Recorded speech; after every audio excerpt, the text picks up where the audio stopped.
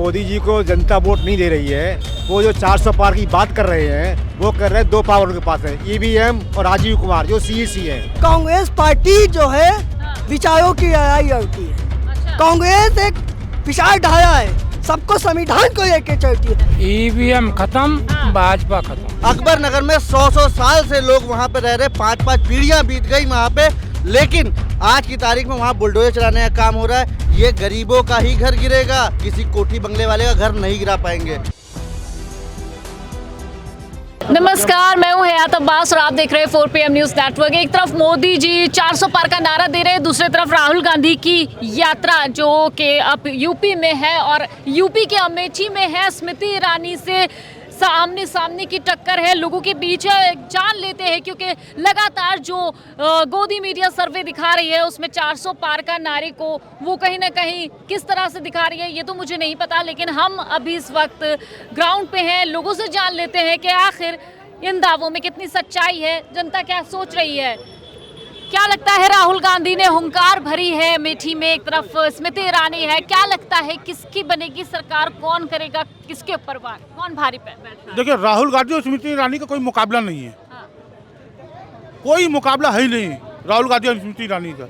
राहुल गांधी का मुकाबला देश के प्रधानमंत्री नरेंद्र मोदी से हो सकता है। हाँ। स्मृति ईरानी जैसे लोग छोटे लोग हैं। हाँ। उनसे कोई मुकाबला ही नहीं हो सकता। लगातार 24 के लिए वो दावा कर रहे हैं, 400 पार का नारा दे रहे हैं। 400 पार, वो 545 का भी नारा दे सकते हैं। नारा जबान फिसलने की तो देरी है। 15 लाख भी हमको दे रहे थे, फिर बोल दिया जबान फिसल गई, चुनावी जुमला था।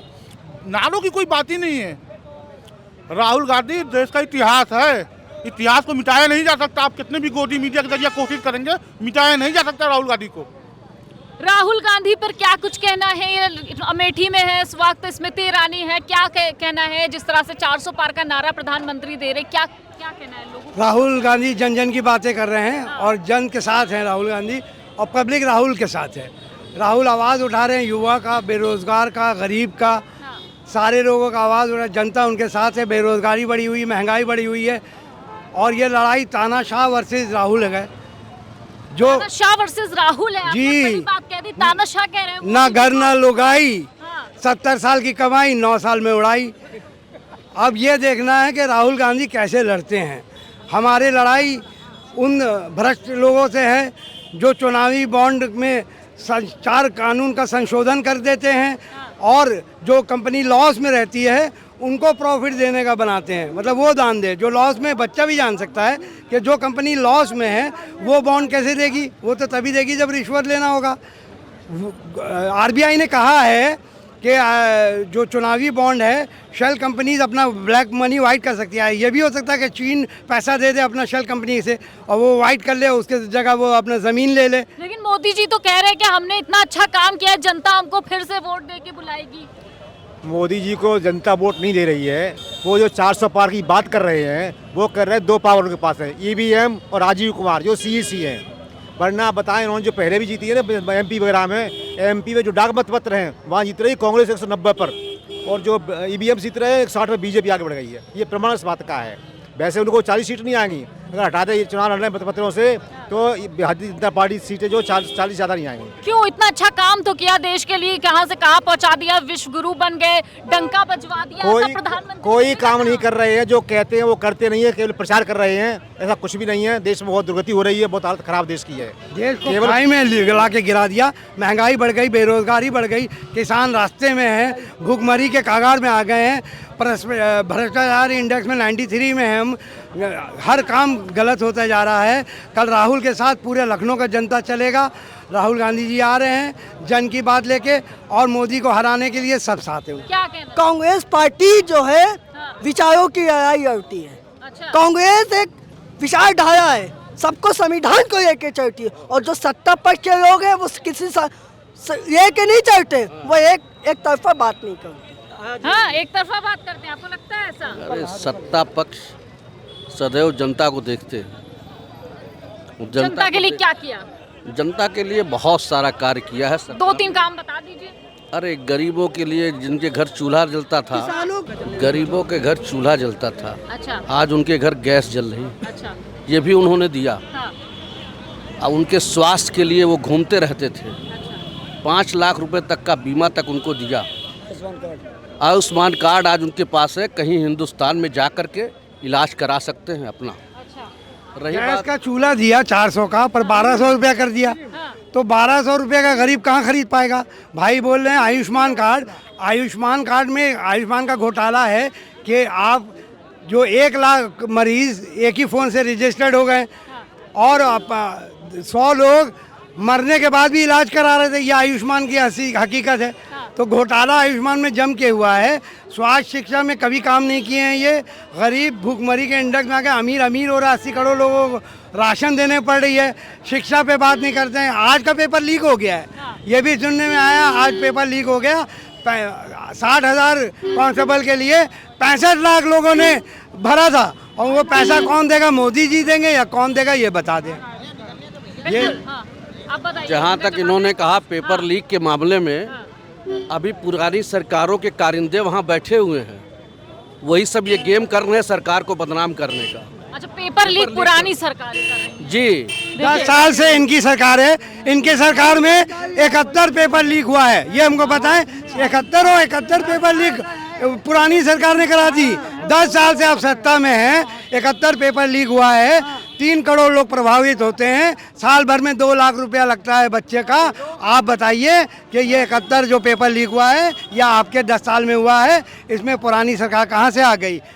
10 सही कहे भाई साहब की बात भी सही है। इसका ये क्वेश्चन जवाब दें कि आपकी 10 साल के सरकार है, अगर पेपर पुरानी सरकार अगर है होती हुई कराती तो आप क्या कर रहे हैं? आपने उसके ऊपर कार्रवाई की? बिल्कुल बड़ा सवाल है, कार्रवाई क्यों नहीं हुई? आपने नहीं, आप ये लोग समझ नहीं पाए मैंने क्या कहा। मैंने कहा पुरानी सरकारों के अभी भी बहुत भ्रष्ट अधिकारी बैठे हुए हैं। अच्छा, तो अभी जो भ्रष्टाचार हो रहा है, जो जिस तरह से चीजें हो रही है, देखिए आप ये कहें कि पुरानी सरकारों के भ्रष्ट अधिकारी, तो आपके भी आपकी जब सरकार है 10 साल से, तो आपके अधिकारी है, आपके अधिकारी क्या सोए क्या नींद भर के? उसका बुलडोजर इनकी क्या हुआ? पंचर हो गई। बुलडोजर पंचर हो गई। जो काम करेगा खराब तो वो विपक्ष करेगा, और जो अच्छा काम करेगा वो ये करेंगे। ये इनका नियम है। इसका प्रवक्ता जी क्या कह रहे हैं? मैम एक चीज़ हमको आपको पूछना है, हमको जवाब नहीं देना है, किसी गवर्नमेंट पे कमेंट नहीं करना है, कुछ भी नहीं करना है। मुझे एक सवाल सबसे चाहिए कि ईवीएम जो है कांग्रेस लाई है कि बीजेपी लाई है? सिर्फ एक सवाल पूरी जनता से और सरकार से भी। कांग्रेस लाई है। Okay, that's we define it. सुनिए, ईवीएम कांग्रेस लाई है, पर जो 7 में से 4 डायरेक्टर है वो बीजेपी के कंपनी के, वो बीजेपी ने बताया है, और ये बहुत सीरियस मैटर है। अच्छा, खैर हम अपने मुद्दे से भटकना नहीं चाहते हैं।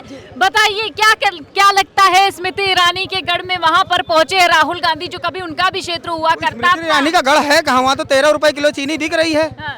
13 रुपए किलो चीनी बोली थी ना, और सबको रोजगार बोला था। तो जब से चुनाव जीती हैं, शायद क्या कहते हैं 13 नहीं, 1 रुपए 30 पैसे में चीनी मिल रही जब से। उसके बाद जब से राशन बंटना चालू हुआ, स्मृति ईरानी गई नहीं, कहीं मेरी जनता काफी खुश है, हमें जाने की जरूरत ही नहीं है। आज तक वहाँ के गाँव और क्या कहते हैं, आज मोदी जी 400 पार का नारा दे रहे हैं, जनता क्या कह रही है? मोदी जी तो ये भी कह रहे हैं 1 नेशन 1 इलेक्शन, तो आप इस पे भरोसा करेंगी क्या?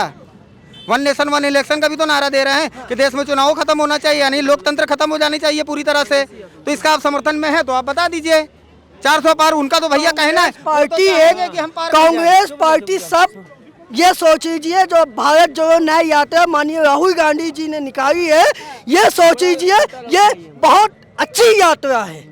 लोग जुड़ रही है, जनता जुड़ रही है। जहाँ भी जाते हैं कांग्रेस पार्टी के माननीय राहुल गांधी जी, वो उससे जनता जुड़ रही है। इनके साथ कितनी जनता मीडिया नहीं दिखाती इस चीज को, कितनी जनता जुड़ रही, कितना जनसैलाब आ रहा है, मीडिया क्यों नहीं दिखाती है? क्योंकि मीडिया को मालूम अगर हम इतना दिखाएंगे तो उनका वोट बैंक कम हो जाएगा विपक्षी पार्टी का। चलिए और लोगों से बात कर लेते हैं। क्या कहेंगे चाचा, आपको क्या कहना है? किसकी आ रही है सरकार, किसकी सरकार बन रही है? ईवीएम खत्म, भाजपा खत्म।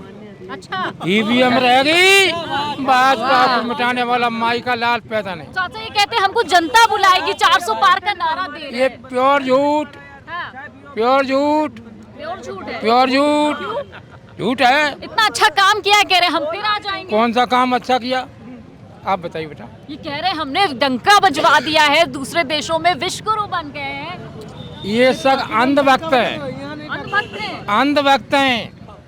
भारतीय संविधान को खत्म करना चाहते हैं।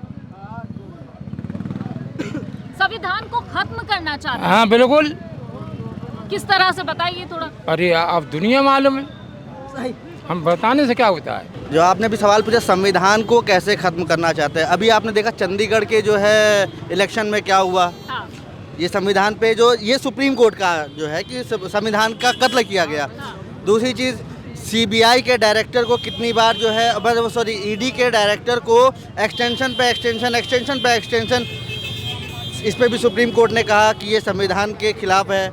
इसी प्रकार से कई चीज़ों में संविधान को ये बदलेंगे और 24 में खुदा न खास्ता अगर ये सरकार आ गई तो संविधान ये आपके हाथ से माइक छीन लिया जाएगा। मैं लिख के दे दूँ आपसे। क्यों, क्या वजह रहेगी? क्योंकि आप जमीनी हकीकत दिखाओगे ना और सरकार को वो पसंद नहीं है।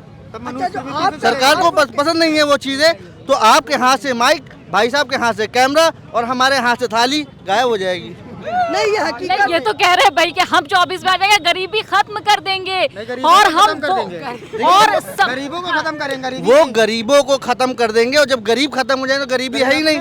आपने देखा कि यहाँ पे हमारे यहाँ अकबर नगर में 100 साल से लोग वहाँ पे रह रहे, 5 पीढ़ियाँ बीत गई वहाँ पे, लेकिन आज की तारीख में वहाँ बुलडोजर चलाने का काम हो रहा है। ये गरीबों का ही घर गिरेगा, किसी कोठी बंगले वाले का घर नहीं गिरा पाएंगे।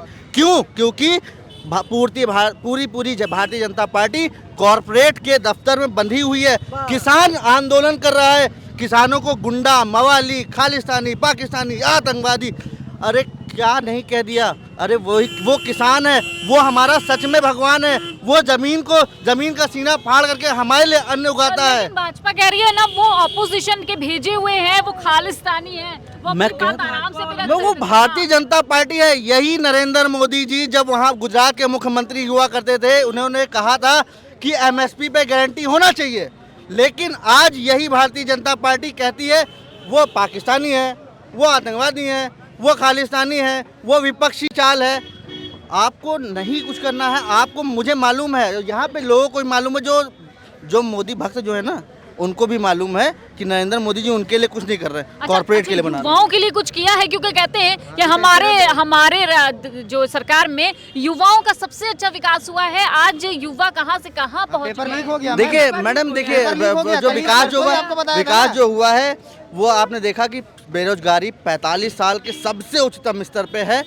अगर हमारे युवाओं के लिए सबसे मेन चीज़ होता है रोज़गार मैडम, ठीक है। अगर हमारे पास रोज़गार नहीं है तो हम कुछ नहीं कर सकते। और पता नहीं कहाँ से एक आंकड़े लेकर के आते हैं कि हमने इतने रोजगार दे दिए। 2 करोड़ रोजगार दिए हैं, आप लोगों तक पहुँचे नहीं क्या? मैडम रोजगार इतना दिया है, बाप को भी दिया है, बेटे को भी दिया हुआ है। आप गांव जाकर देख लीजिए, दिन में बेटा खेत बचाता है, बाद में बाप खेत बचाता है। दोनों तरफ से रोजगार है उनके पास, दोनों तरफ से रोजगार दिया है। अमृतकाल चल रहा है। अब मैंने आपको परसों ही आप कवर कर रही थी, मैंने बोला था ना कि यूपीपी की परीक्षा है वो हो रही है और कोई व्यवस्था नहीं है। आज ही आपने खबर सुन ली होगी, पेपर लीक हो गया। ये रोजगार दे रहे हैं, यही रोजगार है। अरबों रुपया अंदर कर लिया। जो पेपर हुआ यूपीपी का वो तो लीक हो गया। मोदी जी के खाते में 3 करोड़ रुपया चली गई यूपी सरकार के खाते में। अब 3 करोड़ लेकर इलेक्शन का खूब मजा ले ना सरकार। युवाओं का पैसा गया, किस तरह युवाओं पैसा लाए और नौकरी 2 करोड़ दिए हैं। योगी जी सच बोल रहे हैं कि 2 करोड़ मैंने नौकरी दी है। 34 लाख फिर देने वाले हैं, नौकरी देने वाले हैं 34 लाख में यही है कि जाइए ठेला ले लीजिएगा, पकौड़ा और लेकर पौना हिलाते रहिएगा, तेल में पौना हिलाते रहिए। पकौड़े तलो ना भाई, रोजगार तो मिल रहा है ना। रोजगार है, इसी रोजगार की क्या, ये तो अपने रोजगार है कि बाबा दे रहे हैं अपने घर से उठाकर। मैडम पकौड़ा कैसे तुल रहे हैं? 1100 रुपए का सिलेंडर हो रहा है, 200 रुपए के ऊपर जो है तेल जा रहा है। हमारा जो है वो क्या कहते हैं आपको बेसन 100 रुपए पर जा रहा है। कैसे बना लेंगे?